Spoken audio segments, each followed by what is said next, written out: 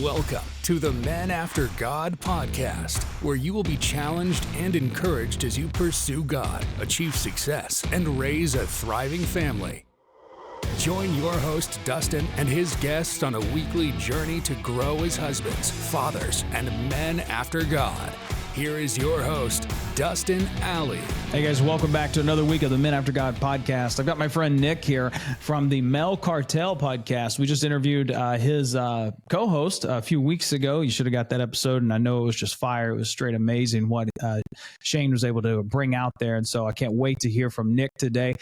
He is a pastor down in Georgia and had a fantastic journey as a church planter. He's got a wife and kids that are in high school and some kids that have graduated, and I can't wait to hear from his perspective. And then we're going to talk a little bit about the Cartel podcast and how you can find that, and not to mention just the amazing value and content that they've already been bringing with high rankings on podcast charts across the nation.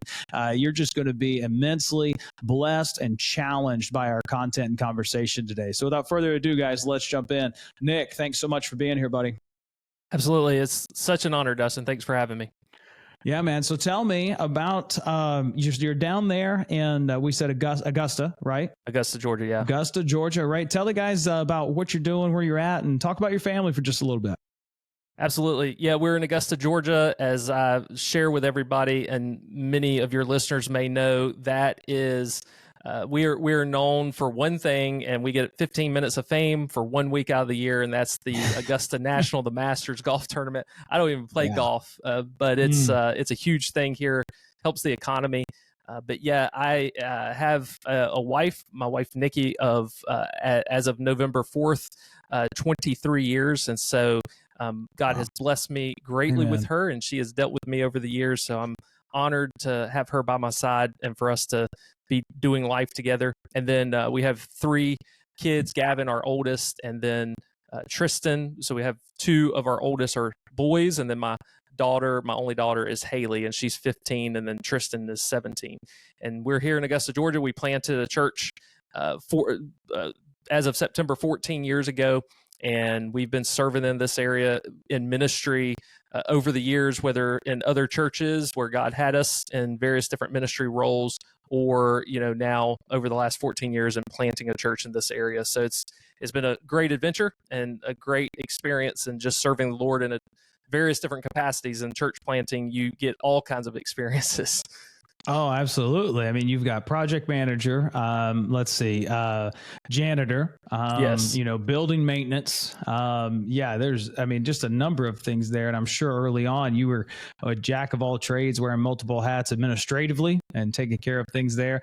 What I love pointing out, Nick, and I'm sure as you guys talk with those in ministry, outside of ministry, it's always great for me to help those who aren't a part of ministry in a church or anything like that to understand, just like, hey, a pastor doesn't just sit around and pray all day, right? Like, the chances are they're doing a lot more than that. And there's so many parallels, and some get uncomfortable when I might mention this, but there's many parallels between a pastor of a thriving, growing church and an entrepreneur, a person in the business world, because there's a lot of those same problems you face that you have to deal with. And while, yes, there is a spiritual side to it, there's a very practical side to that as well. And so it's great for our audience to hear this and know that they can relate to someone in your, say in your field, but in church ministry and church planting, and know that they're going through some of the similar things and have. One of the things you mentioned before we got on here, you guys got married young, right? Because Nick, looking at you, like, I don't see the face of a guy that has a 20, almost 21-year-old, right? And I don't know if you're just blessed with a baby face, or, is that why you grow the beard, to try to hide it? Well, that's where all my gray's at. So, okay. Yeah. All right. My wife, she would say she's got more gray on top of her hair. I've got a hat on, but I don't have that much gray on top, but it's in my beard, and it grew tremendously in 2020. You could see it on the camera, just like white. But yeah, and don't forget the dumb part. We got married young and dumb. My wife turned 18. 2 weeks later, we got married. I was 19, almost 20. And so we have grown. We have learned one another and had to relearn one another and relearn one another continuously. But I'm so grateful that we did get married young. We've been able to share more life together. And as well, once the kids are moved out, we'll have more life together to to enjoy. That's gonna be phenomenal. I'm like you, man. I got married 19. She was 18, and definitely dumb. We weren't following the Lord at the time, so I mean, spiritually speaking. But then just with everything else, then I was in the Marine Corps, which is like 13th grade, and that's a whole story for another podcast. But yeah, man. But you just hit the nail on the head when you talked about we learned each other. And then we relearned each other, and then we relearned each other. That is so important for any marriage, especially one that gets started young. Is who you are at 35, who you are at 30, who you're at 28. Probably not the same person you were at 18, 19, 20 years old. And that is, I think that causes strife with a lot of couples because they either want them to be the same or they're not growing, or one's growing faster than the other one is and they lose patience. And so, man, I'd love to hear a story. Like, can you give us something of how you guys have grown together, or a way that you had to grow? Because if you're like me, I'm sure there's something in your life where you just weren't growing when you should have been, and she let you know, or, vice versa, maybe.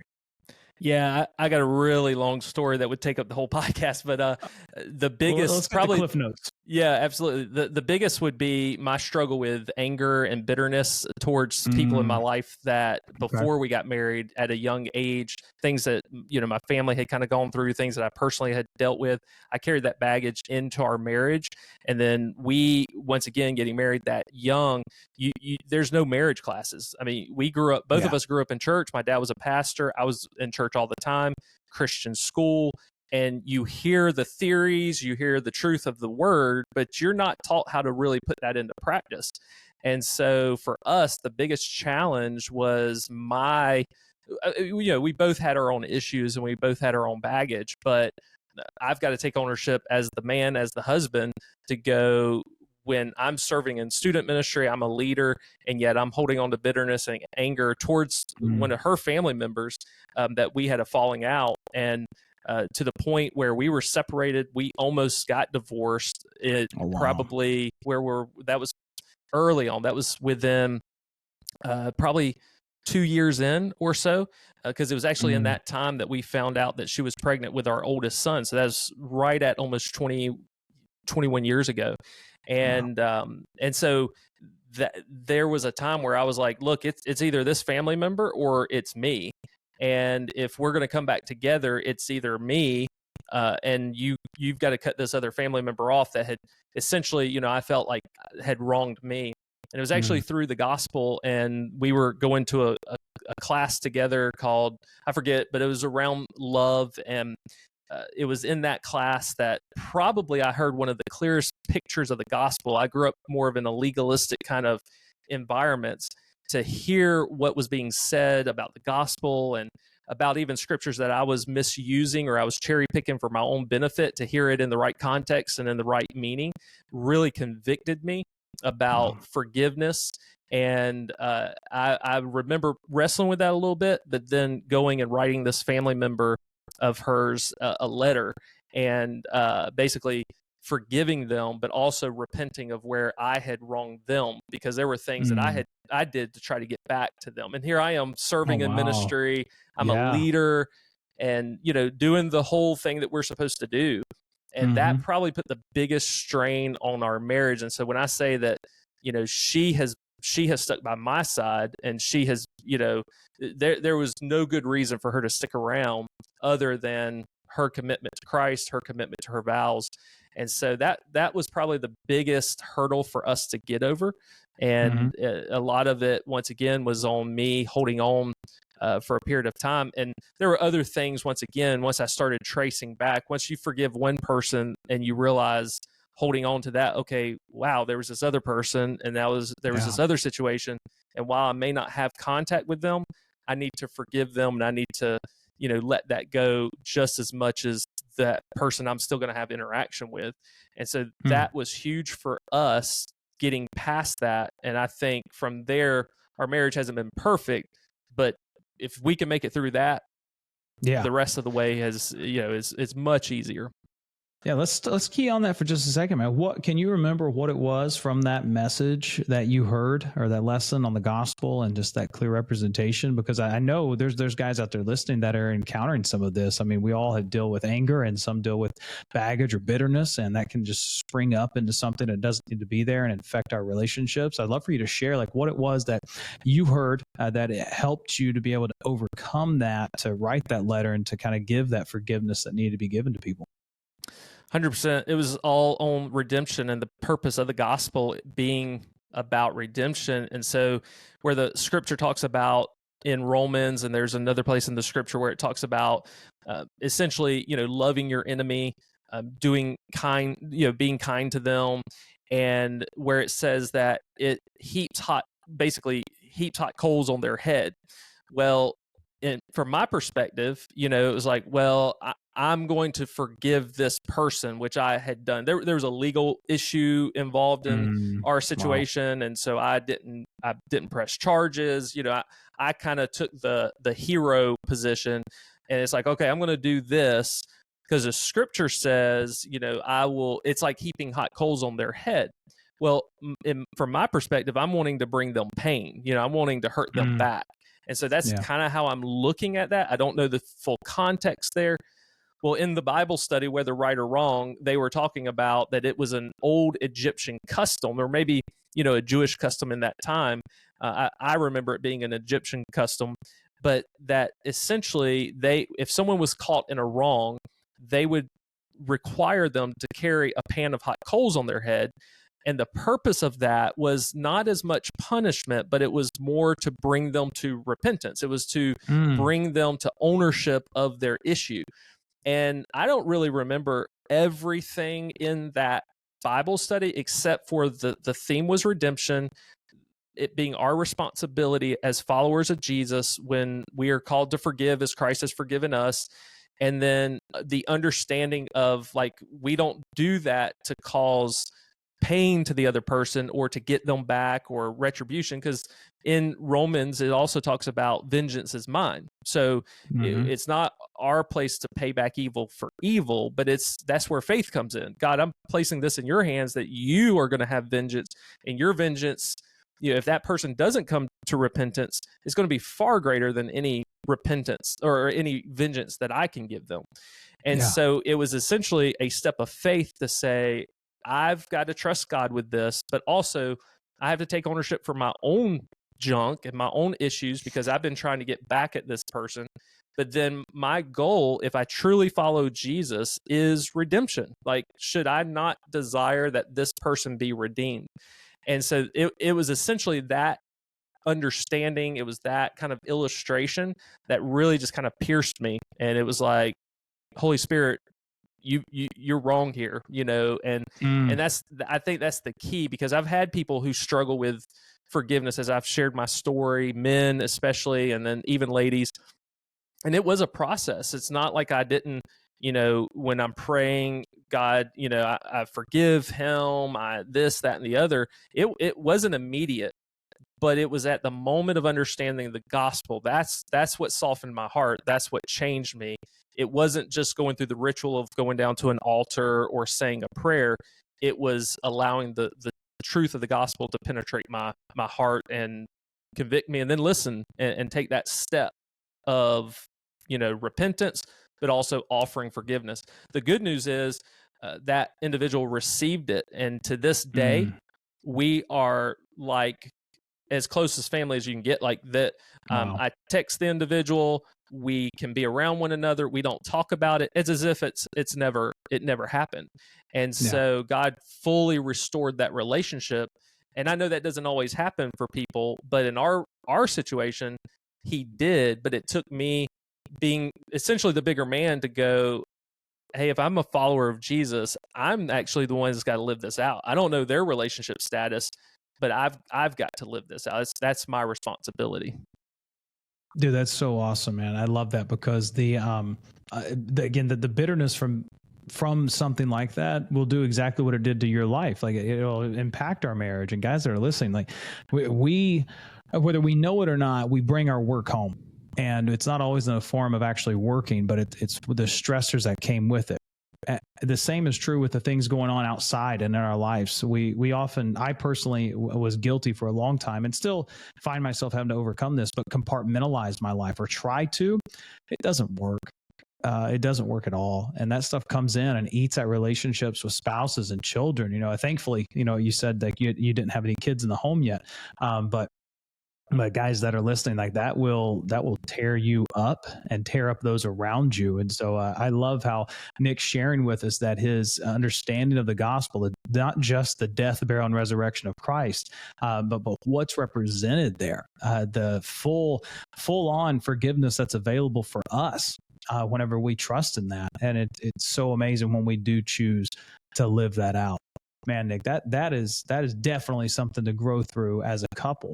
Now, one of the things we focus on with us and our business here with Men After God is to talk about what it means to kind of have a healthy rhythm as we're seeking to achieve success. And I know you're in the line of ministry. We don't ever say like we're going for success. I know that. And the definition of success, we even say it's defined by God for you. And so, but talk about times in your life, because with 3 kids and at the ages they are, I'm sure you guys have lived through some seasons, whether it's been sports or music and church and all this different stuff. Like, what's some times where you've had to really kind of put yourself in check and say, wow, I'm a little out of balance here. And then I'd love to hear like what that time was like for you and how you were able to really step out of that into a more healthy pace of life.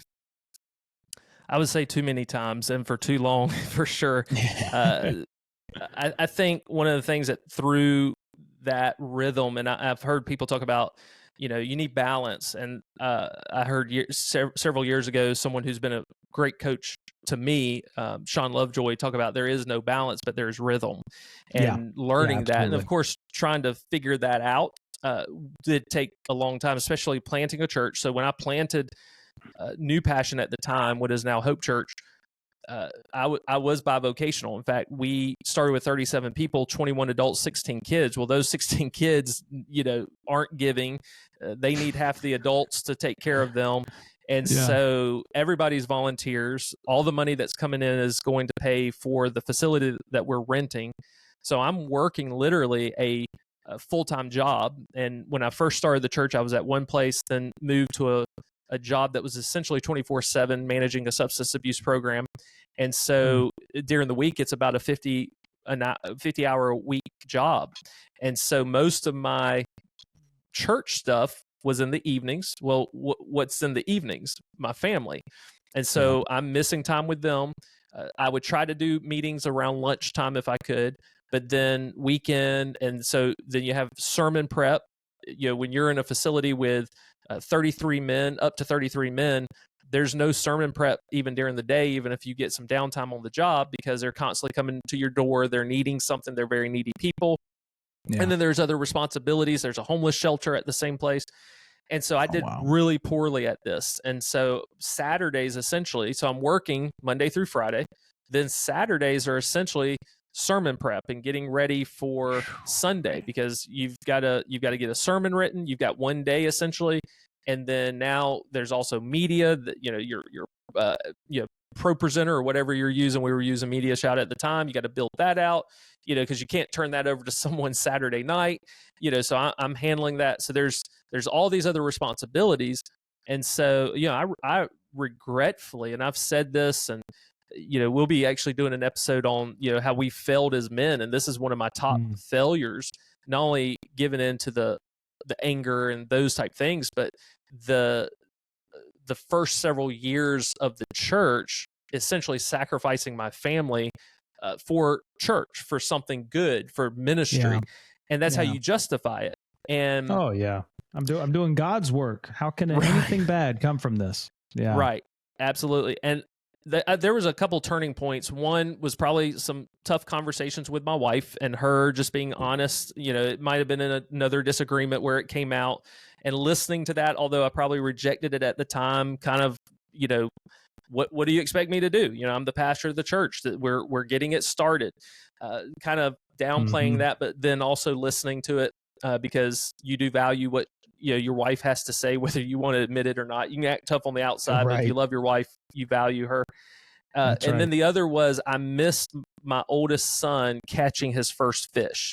They were out at a fall festival. And that's something, as a dad, you want to be a part of, even whether you're taking them or whether you're with them, wherever they're fishing, like you want to be a part of that. And I remember just the sting of that, knowing that they were at some fall festival where there was a fishing opportunity. And then I'm seeing pictures of him, and I could have been there, that it was a choice that I made, but I'm at home writing a sermon. And so the church took priority over that opportunity.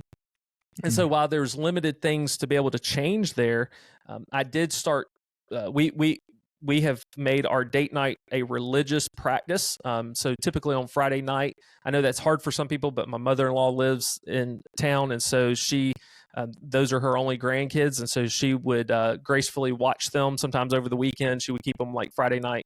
And so it gave us the opportunity to have date night. So that's something we, consistently practiced. If we had to miss it, we would make it up like on Saturday.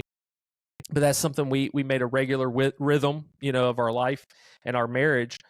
And so what I started doing was I was like, at times as a man and as a husband, you've got to do difficult things. And I'm willing to sacrifice myself rather than continue to sacrifice my family. So we would still do date night, work Monday through Friday, work all day Friday. We would do date night. And my wife loves to go to bed early, or at least be in bed early. So 8:30, sometimes she's asleep by 8:30, 9 o'clock's getting really late if she's up. And so we would do date night. We might go home, start watching a movie or watching something on TV. And about the time she would fall asleep, I would get up and then I would go to Cookout or to McDonald's, somewhere that's going to be open late. Sometimes up in my office, but that was very hard because if you got a comfortable chair, and I would work through the middle of the night. And so sometimes it would be 5 a.m. Saturday morning. I'm wrapping up my sermon, maybe, get 4 or 5 hours of sleep, but at least Saturday was then open for the family, and I had Saturday to spend with them and to do things with the family rather than spending it focused on the church. And so that's what I started doing. So for several years, that's what I did on the tail end of after planting the church until I came on full time. And really that was another turning point where I almost got to the place where I was burnt out, 50 plus hours a week, plus being on call there, staying up late Fridays. It just all kind of came to a head. And I finally came to we are kind of elder led as a church. And so I went to what we called our executive leadership team at the time. And I said, here's the deal. I'm where I'm at. I'm getting paid the best I've ever gotten paid. Like that's paying my bills. So I'm either staying there or the church is at a place we need to take a step of faith and bring me on full time. But I cannot continue to do both because not only am I burning out, but it's also not fair to my family. And I think we were right at about 6 years old as a church. And I felt like, it was a step of faith at that point, and the Lord has blessed us. We've never looked back. Other churches stepped in and kind of gave a gift here or there just by seeing that step of faith that we were taking. And so, that was kind of one of those turning points of it's either my family or it's the church. And I had to choose my family, and yet the Lord has blessed the church on the back end of that. Yeah, absolutely. And, the Bible tells us to love our wives as Christ loved the church. He loves the church. He'll take care of that. We're supposed to take care of our families. And in ministry, it's easy to get that mixed up. And in business as well, guys pursuing after side hustles or trying to get their business off the ground, or they're in corporate America, whatever it is that they're running, or just, again, the regular job that they're working to climb the ladder at. We get so focused in on that that we neglect those more important matters. And so whether it's church or something else, guys, we've got to put our family first. And I love, Nick, how you were able to really just kind of draw a line in the sand and say, hey, listen, here's the deal. This is it. And it's so great that your elder board, your executive leadership team, whatever they're called there, was able to come around you and say, hey, let's go together and we'll take the step of faith. And that's awesome, man. Because I was hearing you talk. I'm thinking I'd go nuts. I've burned out. I've done it. I did it once as a youth pastor. I did it once as a pastor. I try to learn my lessons. It just seems like I get in a different environment. I'm like, oh, this is different. No, it's not. Right. No, it's not. I'm still driving myself nuts doing too much. And so, but it was great to hear that they came around you with that. And now, how was your relationship with your wife and your kids like during that time? And how did it help? How did it help becoming full-time as a pastor? It definitely improved it.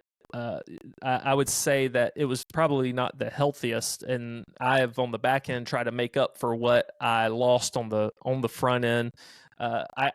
There's times I still kind of feel like, hey, there's repercussions in some of our, even with the kids, but that's sometimes hard to tell because they're teenagers and a young adult now, so you don't know if that's just a phase of life. Of course, Nikki was always, while she did some side work and she worked from home, and she had her own business at one time, so she was able to do that from home. And so while, some of that I go, okay, maybe that it feels like that relationship's a little healthier with her just because she helped raise them essentially from home. There's that nurturing side, and then there's the dad side. And so, so it definitely improved. There's one thing that I once our kids got old enough to play sports, I may have missed one, game, and maybe the only time I would miss a practice is if like we were having to take one of the kids to one place, and once they get a certain age, if they're playing sports, one parent's taking one place and the other. That's it. So I'm not really missing a practice. It's just I'm at a different location with one of the other kids. I made sure that was a priority, even when I was unhealthy in some of my other rhythms, because I played sports. I had a dad that was in ministry who probably didn't always do it healthy, and he may.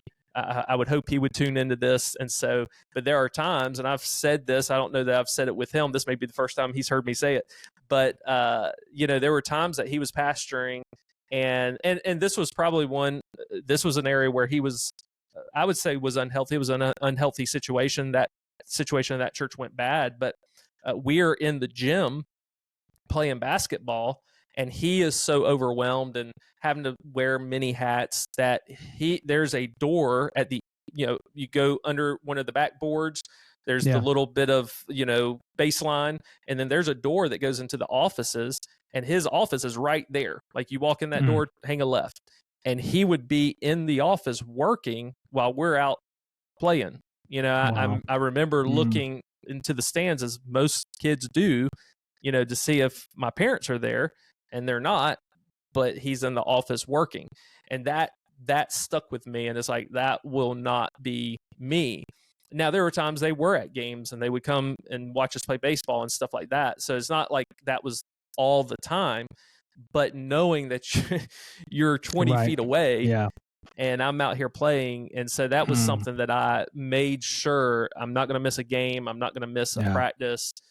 That's something that I'm going to be at. So it's definitely improved. It definitely helped because once again, I can now invest more time with my family, but also it was better for me because I'm not torn in, two different places. Less responsibility and things to worry about. And no, I love that. The sports is a big thing in our house. We got 3 kids, all 3 of them play sports. And I tell you, like, just the season we're in right now is this recording. Once I'm finished with this, I got another recording today. And then this afternoon, I got a baseball game that I thought was supposed to be a practice, but while we were on vacation, it got rescheduled from a rainy day to this.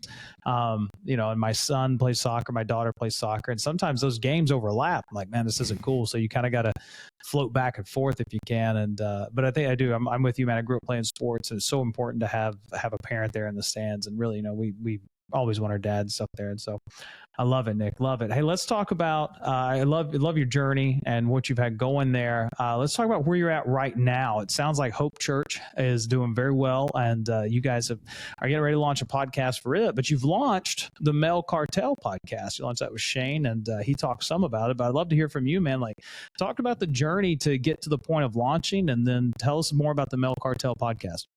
Absolutely. Well, Shane, as y'all have heard from, one of my best friends, if not my best friend, and we served a ministry together several years ago. And just as we hang out and we get to spend time together, we're always either joking around, having a good time together, or we're typically talking about guy stuff. I mean, both of us are huge Stallone fans, Rambo, Rocky. I mean, that saturates a lot of our conversation. And so we just over the years have just talked about, hey, it would be great to have a podcast. It'd be great to have a podcast. And so it was one of those things we were kind of talking before the show about, just taking a step. And that's kind of what we did. It was just like, all right, so when are we going to do it? And so we were kind of in the process of getting things set up for this other podcast. We're going to be starting with the church, and that's on the brink. But it was like, hey, since we're already moving in that direction with that, we're not ready to get that started yet. We could go ahead and get this started. And so really kind of our desire behind that was just to get together, to have conversations like we do together or with other friends, but do it with a larger group of friends through a podcast. And Shane does a lot, as he has probably shared, with coaching and with student ministry, and myself as a pastor. And so we just felt like we had a network of friends that may enjoy what we talk about. And so we decided to kind of start that, to really form a community of guys that share core values. And we understand that not everybody is that tunes in might be people of faith. We decided not to make it like a ministry or church podcast. Simply, that was kind of our vision. We just wanted it to be open to a wide group of people coming from the perspective of two guys that are people of faith, that we follow Jesus. And so we're going to talk about some of the same conversations probably that are being talked about on other podcasts or, on the reels and things like that. But we want to approach it from a faith perspective, but also something that you can listen to maybe with your sons and not have to worry about the language and things like that. Yeah. And so we wanted to, just kind of, hey, if we share the same core values, whether those be faith or whether those be the core values of the responsibility of being a man and what that looks like. And so we put the podcast in the philosophy category for that purpose, because we didn't want it just to be pigeonholed within the Christian, though we are Christians and we come from a Christian worldview and faith perspective. But we knew, primarily because of the people we've worked with, whether it be in ministry or when I'm doing a substance abuse program, those guys needed a lot of what we talk about, and so, but they may not be Christ followers. We would love to point them to Jesus through that, but we also didn't want them going, well, I'm not going to listen to that podcast because I'm not a Christian or I don't go to church. But if they were to find it in another category, at least it may be a bridge in that sense, because I know Shane works with a lot of guys in school and on football teams. And so there's a lot of people that come from different perspective. And if they can hear, hey, I like what they're saying about being a man and being a young man and being a husband and being a father. Oh, yeah. Well, what's helped them get to that point? Oh, their faith in Jesus. And so we know that can be a bridge in that way. And so we're looking forward. We're brand new. We just recorded our 6th episode, and by the time this one airs, I'm not sure where we'll be, but we're learning, we're growing, and it's been a great adventure so far. We're enjoying it. Yeah, man. And you guys have been doing really well as far as listeners and stuff is concerned. We were talking about rankings and things, and we said that we don't do this for the rankings. If I start a podcast for the rankings, I drive myself crazy. We do it because we have a message to get out, and we want other guys that in the same space or, people that just resonate with that to be able to hear that and benefit from it. But you guys have been blessed, and it's really cool. Talk about that for a minute and talk about kind of how you stumbled upon seeing it and just where you're at in those rankings. Yeah, absolutely. As I was sharing with you beforehand, we, rankings were never even on our target. It wasn't something we talked about. I didn't even know there were, I knew there were podcast rankings, but not like Chartable or any of that type thing. I just thought based on what people are listening in iTunes or whatever, you may chart in that way. But then something popped up because we talk about podcasts and our phones like to advertise stuff to us when we talk. And so but they're not listening to you. No, they're not listening at all. But something had popped up about podcast charts, and it just, that little spark in your mind, you go, I wonder if we were to chart, where would it be? And I'm thinking 300,000, whatever, and the United States, if anything even popped up. But you just look out of curiosity. And so pulled up one of the sites, which we kind of keep tabs on now that we know about it. It was before we used Chartable to kind of keep an eye now, but this was like Pod FM. I forget what it is, but it showed, like, one of the first things that I saw, I had to figure out how the chart worked and everything. But it showed that on one of our earlier dates, we were ranking at 47th in the United States, and those are daily. So they're like Chartable, they do 2 a.m. and 2 p.m. every day. So it changes daily. So it's not like, now there's some in the philosophy category, like there's one, I forget who it is, but it's like he's number one every week. And so there are some that don't change. There is one called Hail Satan, and that's kind of our target. It's like, we want to take them out. Yeah, that's the one you wanted to beat. I remember you sharing that on social media. Yeah. But but it does change. And so we kind of track it every couple of weeks when we release an episode for about that period of time. And so we've been able to stay in about the 150, I think we average like 153rd in the United States in the philosophy category, but we will peak down, and we'll peak up into like the 120s, even into the kind of 80 range. And so once again, that's based on our listeners and who's listening and tuning in, and depending on, I guess, if they like the subject that we're talking about. And so once again, that's really not our target. It feels good, because it wasn't an expectation. It wasn't something we were looking for, but to see that we have so early been able to rank, just is something special, and it means a lot, just that people are tuning in. So yeah, I think it just shows to the quality of your content. And I mean, you and Shane both are just great guys. And just hearing your hearts and your passion for what you do, and then your stories from where you came from and where you're going, it's obvious that you care about the people that are listening. And so that comes through, man. It's like, I'm very excited for you guys. I think it's awesome. I love having you on here. Let's close this out, man, by talking to someone who's kind of in that space you were in, that burnout space. Right, they're either there or they're getting there. Like, what would you go back and say to yourself maybe 3 months before you finally made your decision to, like, hey, here's my line in the sand? Like, what's some things you would say to a guy that's not in ministry, but I mean, he's just killing himself in that way, and the damage that it can cause? Like, what would you share with him? I think there's a few things I would say. One is something that I learned when I had to transition from student ministry into a different ministry role to a different church. And it was hard leaving that student ministry that was very successful at the time. We were seeing good success, but yet I was struggling with leaving, knowing that God was leading me into a different direction. I don't know who said it or where it came across, but it was essentially this: you're not Jesus. And that, because almost that Messiah complex, like, it's up to me. And but yet if the Lord has called you to something specifically, and we are called as men, that we take care of our families first, that is our first ministry. And so first and foremost, that is my responsibility. And I wish I would have remembered it as a church planter, because that was several years prior. But you get wrapped up in the routine of things. So if I could say anything, it would be, one, you're not Jesus. It's his ministry. And if he's called you to it, and we hear this all the time, if he calls you, then he'll equip you and he'll provide what you need.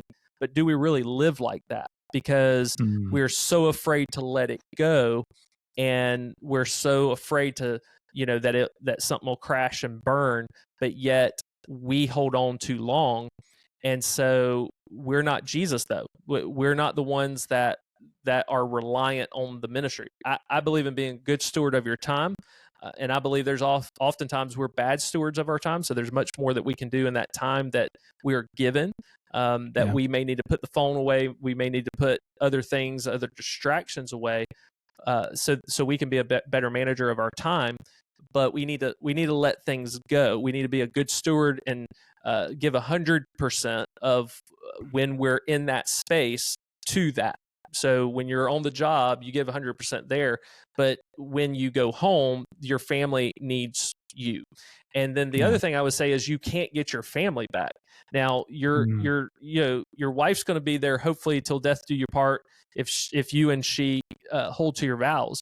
But your children are going to grow up and they're going to move out and then they're gone. That time is gone, and you can't get that back. And while I said I'm trying to make up for some stuff on the back end, thankfully all of my children are still at home, and so there are some opportunity. I do have some opportunity there in able to invest some more time there. But now once again they're off with friends and they're doing their thing, so it's still hard. I can't get that time back, and so it's a regret. I can do better. Even let's say they move out and move into an apartment. There's still things I can do to invest my life into my children, as long as I haven't lost that relationship. And I would much rather end my life with my children loving me and wanting to spend time with me than someone in the church. And if you're in ministry, or even if you're in business, this would apply. I just see it as a pastor. I can pour my life into someone. I can sacrifice for them. I can show up for them.